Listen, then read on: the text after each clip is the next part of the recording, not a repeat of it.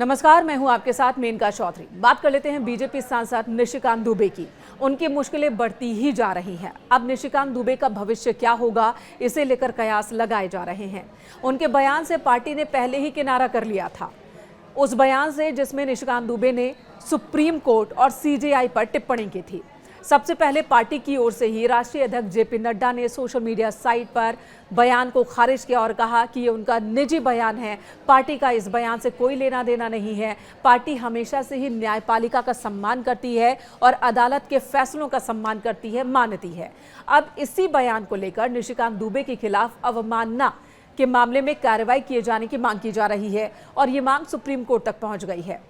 न्यायमूर्ति BR गवई और Augustine George मसीह की पीठ से एक वकील ने दुबे की टिप्पणियों को लेकर उनके खिलाफ कार्रवाई की मांग की और इजाजत मांगी है कि केस दर्ज करने की उन्हें अनुमति दी जाए, जिस पर सुप्रीम कोर्ट की ओर से कहा गया, जस्टिस गवई की ओर से कहा गया कि आप केस दाखिल कर सकते हैं। आपको केस दायर करने के लिए हमारी अनुमति की जरूरत नहीं है।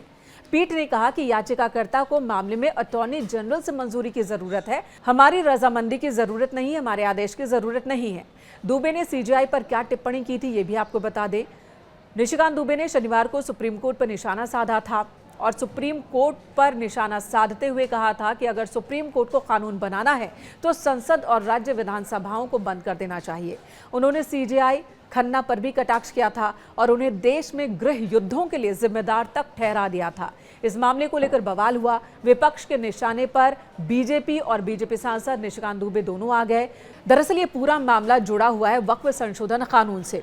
कानून को चुनौती देते हुए इसे रद्द करने की मांग के साथ कई याचिकाएं सुप्रीम कोर्ट में लगाई गई हैं। अदालत ने इस पर सुनवाई शुरू कर दी है। अदालत ने अगली सुनवाई तक, अगले आदेश तक कानून के कई प्रावधानों को लागू करने से रोका है। फिलहाल रोक लगा रखी है और इसी मसले पर निशिकांत दुबे से जब रिएक्शन मांगा गया था, उनसे टिप्पणी मांगी गई थी, तो उन्होंने इस तरह से टिप्पणी की कि सुप्रीम कोर्ट को कानून बनाने का हक नहीं, ये काम संसद का है और अगर संसद के हर काम में अदालत इसी तरह से हस्तक्षेप करती रहे तो फिर संसद की जरूरत क्या है। उन्होंने गृह युद्ध तक शब्द का इस्तेमाल किया था कि अदालतों के फैसलों की वजह से ही देश में गृह युद्ध जैसी स्थिति बन जाती है। उनके इस बयान से पार्टी पूरी तरह से असहज हो गई। पार्टी ने किनारा कर लिया, लेकिन निशिकांत दुबे की समस्याएं फिलहाल बढ़ती हुई दिख रही हैं। अगर अदालत की अवमानना का केस दाखिल होता है तो इस मामले पर सुप्रीम कोर्ट का रुख क्या होगा?